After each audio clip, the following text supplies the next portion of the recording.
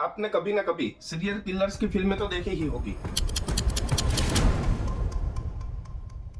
कि कैसे कोई पागल आदमी 8-10 मासूम लोगों को ऐसे ही मार देता है बिना किसी वजह के। अगर दो लोगों के बीच में दुश्मनी हो और वहां पर मर्डर होता है तो एक बार तो समझ में भी आता है, लेकिन बिना किसी वजह के ऐसे ही लोगों को मार डालना, ये काम तो सिर्फ साइको किलर्स ही कर सकते हैं। क्योंकि भाई मर्डर करना कोई आसान बात नहीं है। पहले तो अपने ही हाथ पांव कांपने लगते हैं। जब दुश्मनी में मर्डर होता है तब तो वो जुनून होता है, वो गुस्सा होता है, तो वो गुस्से में ही मर्डर हो जाता है। लेकिन बिना किसी वजह के, बिना किसी मोटिव के किसी को मारना, दिल पे पत्थर नहीं, दिल पे पहाड़ रख के भी नहीं कर सकते हम, लेकिन ये लोग कर लेते हैं। और इसीलिए आज हम उसकी कहानी सुनने वाले हैं। ज्यादातर केसेस में क्या होता है कि 4-5 मर्डर करने के बाद या तो फिर 2-3 साल में ये किलर साथ में आ ही जाते हैं। लेकिन आज हम जिसकी बात करने वाले हैं उसने पूरे 35 साल तक अमेरिका की पुलिस को अपने इशारों पे नचवाया। और पुलिस तो पुलिस, FBI जो कि एक जानी मानी एजेंसी है ऐसे केसेस को सॉल्व करने के लिए, उसे भी अपने इशारों पे नचाता रहा पूरे 35 सालों तक।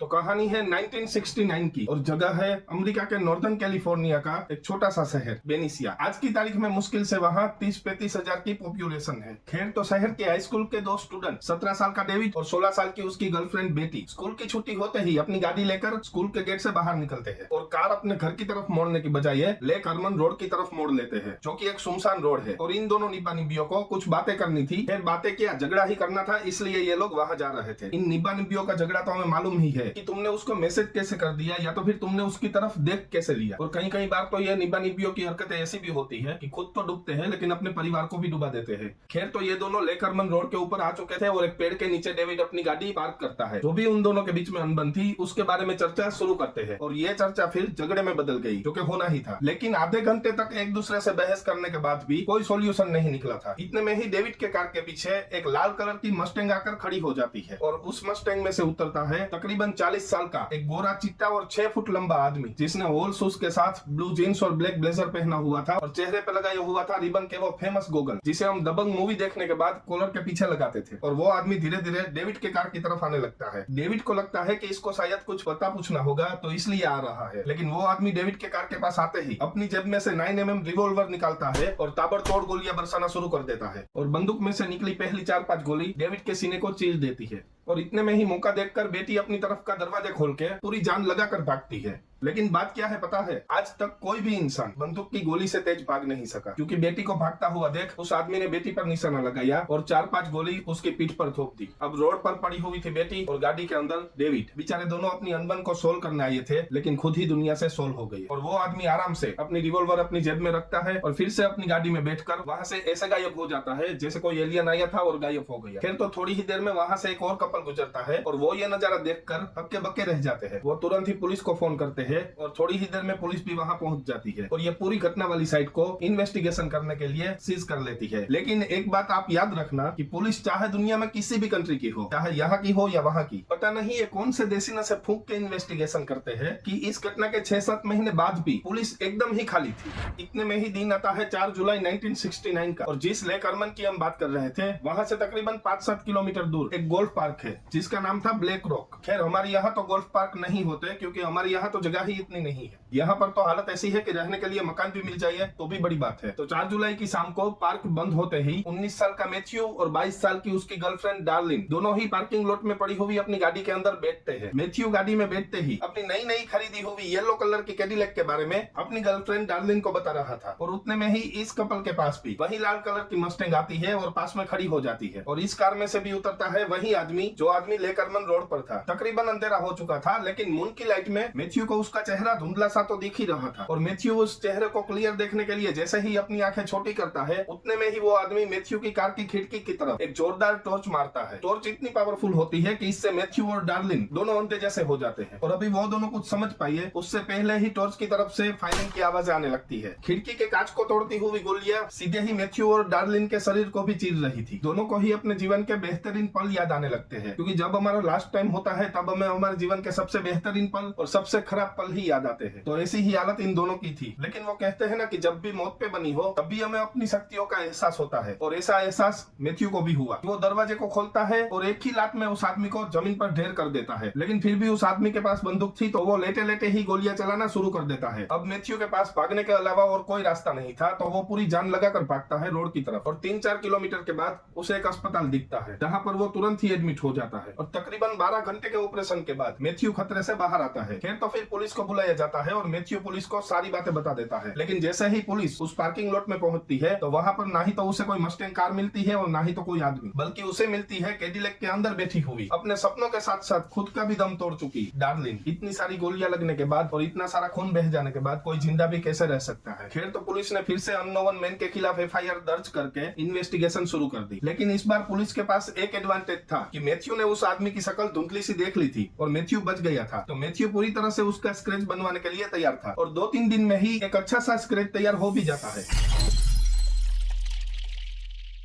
तो वो पुलिस ऑफिसर सारे पुलिस वालों को बुलाता है और ये स्क्रैचेस को ज्यादा से ज्यादा लोगों तक कैसे पहुंचाया जा सके ताकि कातिल जल्दी से जल्दी पकड़ा जा सके, उसकी स्ट्रेटेजी बनाने लगते हैं। मगर उतने में ही पुलिस स्टेशन के फोन की रिंग बजने लगती है और जैसे ही वो पुलिस ऑफिसर फोन उठाता है तो सामने से आवाज आती है इसी कातिल की, और वो बताता है कि जो लेकरमन रोड पर 2 मर्डर हुए वो मैंने किए हैं, जो पार्किंग लॉट में 2 मर्डर हुए वो भी मैंने किए हैं, और मुझे पकड़ना मुश्किल ही नहीं बल्कि नामुमकिन है। हालांकि आपको लगता होगा कि ये डायलॉग तो मैंने डॉन से उठाया है, लेकिन नहीं, है मेरा ही है। खैर तो वो पुलिस को धमकियां देता है कि तुम में अगर हिम्मत है तो मुझे पकड़ के दिखाओ और मैं तो ऐसे मर्डर आगे भी करने वाला हूँ। इस बातचीत से पुलिस को यह भी पता चला कि वो किलर ये सोच रहा है कि पार्किंग लॉट में 2 मर्डर हुए, लेकिन उसे मालूम नहीं था कि मैथ्यू बच गया था, क्योंकि उस कातिल को लग रहा था कि इतनी गोलियां खाने के बाद कोई कैसे बचेगा। फिर तो पुलिस ऑफिसर का गुस्सा 7वें आसमान पर, क्योंकि ना ही तो कोई सस्पेक्ट पकड़ा जा रहा था और ऊपर से ये जो कातिल है वो फोन करके पुलिस का ही मजाक बना रहा था। शहर के बड़े बड़े अखबारों की ऑफिसों में कुरियर्स के थ्रू पार्सल आता है और जैसे ही वो न्यूज़पेपर वाले उस पार्सल को खोलते हैं तो उसमें से निकलता है एक लेटर। हर एक न्यूज़पेपर की एजेंसियों को सेम ही लेटर भेजा हुआ था और उस लेटर्स में जो लिखा हुआ था वो जानकर तो मुझे भी काफी गुस्सा आया। कोई ऐसा वाहियत सा मोटिव लेकर इतना बड़ा क्राइम कैसे कर सकता है, क्योंकि उस लेटर्स के अंदर लिखा हुआ था कि ये जो भी मर्डर्स हो रहे हैं वो मैं कर रहा हूँ और आगे भी मैं अनगिनत मर्डर्स करूंगा। अगर पुलिस में या तो फिर किसी और में हिम्मत है तो मुझे पकड़ कर दिखाइए, और मैं जिन लोगों को मार रहा हूँ उनसे मेरी कोई भी दुश्मनी नहीं है। मैं उन लोगों को इसलिए मार रहा हूँ क्योंकि ये जो मानव जीवन है वो जानवरों से भी गया गुजरा है, और मैं उन लोगों को मारकर उन्हें मुक्ति दे रहा हूँ। और जब भी मैं स्वर्ग में जाऊंगा तब यही लोग सब मेरे साथ रहेंगे और मेरे गुलाम बनकर मेरी सेवा करेंगे स्वर्ग में। तो बेसिकली ये एक ऐसा साइको था जो ये मान रहा था कि मानव जीवन जानवरों की तरह होता है और ये लोगों को मारकर उसकी सेवा करता है ताकि वो लोग स्वर्ग में जाइए, और जब ये स्वर्ग में जाएगा तब ये उनका सरदार बन के बैठेगा उधर। अरे भाई, तू इतने मासूम हो जिन्होंने बस अभी जिंदगी जीना शुरू ही किया था, ऐसे मासूमों को मारकर तू स्वर्ग में जाने के बारे में सोच भी कैसे सकता है। फिर वो आगे लिखता है कि अगर फिर भी किसी को मुझे पकड़ना है तो मैं अपनी कुछ निशानियां इस लेटर्स में छोड़ता हूँ, अगर इसे कोई सोल्व कर लेगा तो वो मुझ तक आराम से पहुंच जाएगा। और इसके नीचे कुछ निशानियां लिखी हुई थी, जैसे चाइनीज लेटर्स होते हैं ऐसी आकृति में कुछ कुछ निशानियां दी हुई थी उसने। और उसके नीचे फिर न्यूज़पेपर वालों के लिए लिखा हुआ था कि ये जो लेटर मैंने आपको भेजा है वो पूरा का पूरा लेटर आप अपने न्यूज़पेपर के फ्रंट पेज पे छाप दीजिए, वरना आपको भी मार दिया जाएगा। खैर न्यूज़पेपर वालों को तो वैसे भी ये छापना ही था क्योंकि ये बहुत ही बड़ी न्यूज बनने वाली थी, और अगले दिन हर एक न्यूज़पेपर के फ्रंट पेज पे ये लेटर छपा हुआ था और इस लेटर में जो कोड दिए हुए थे वो भी छाप दिए गए थे। तो अब हर कोई न्यूज़पेपर लेके उस कोड को सोल्व करने में लग गया था ताकि वो कातिल तक पहुंच सके। अब तो ये गुमनाम कातिल के चर्चे पूरे शहर में जोरों शोरों से चल रहे थे और ये बात वो खुद भी जानता था, इसलिए वो ये पहले लेटर के बाद हर 2-3 दिन में कोई ना कोई लेटर न्यूज़पेपर वालों को भेज ही देता था। उसमें नई बातें होती थी, पुलिस का मजाक होता था और नए कोर्स होते थे। लेकिन महीनों बीत जाने के बाद भी सबके हाथ खाली के खाली ही थे, उल्टा ये गुमनाम कातिल इन सब के मजे ले रहा था। तो यही सब नाटक चल रहा होता है। उतने में ही दिन आता है 27 सितंबर 1969 का। शहर के पास ही एक लेक है, लेक बेरिएसा। उस लेक के पास भी ऐसे ही 2 कपल की लाशें मिलती है गाड़ी के अंदर, जिन दोनों की उम्र भी तकरीबन 20-20 साल की ही थी। लेकिन इस बार अलग ये था कि ये मर्डर किसी बंदूक की गोलियों से नहीं बल्कि खंजर से किया गया था, और इस बार ये जो गाड़ी थी उसके कांच के ऊपर लिखा हुआ था ज़ोडिएक द किलर।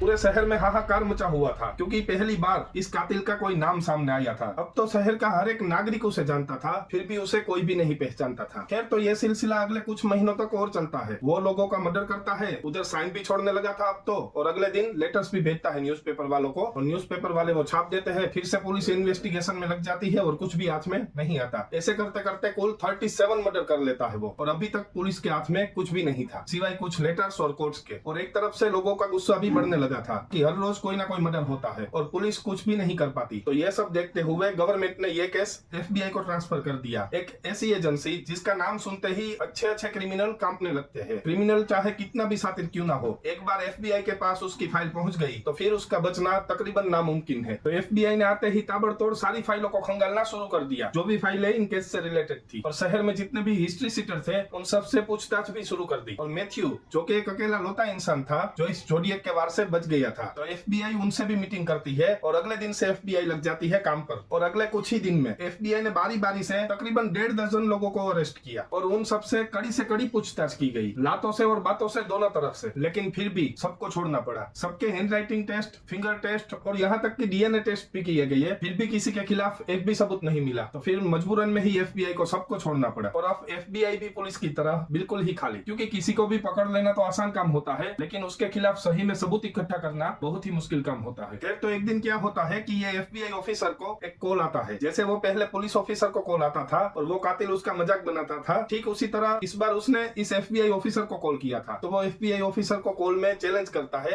कि अगर तुम में हिम्मत है तो मुझे पकड़ कर दिखाओ। और FBI ऑफिसर भी उसकी चैलेंज एक्सेप्ट कर लेता है। और अगले दिन रात को ही FBI ऑफिसर अपनी पूरी टीम को तैयार करते हैं एक आदमी को अरेस्ट करने के लिए। रात के ठीक 10 बजे FBI की ऑफिस में से 8-10 गाड़ियां निकलती है, जिसमें तकरीबन 20-25 FBI एजेंट बैठे हुए थे, और वो सीधा पहुंच जाते हैं शहर की एक जानी मानी स्कूल के जाने माने टीचर के घर पर, जिसका नाम था आर्थर।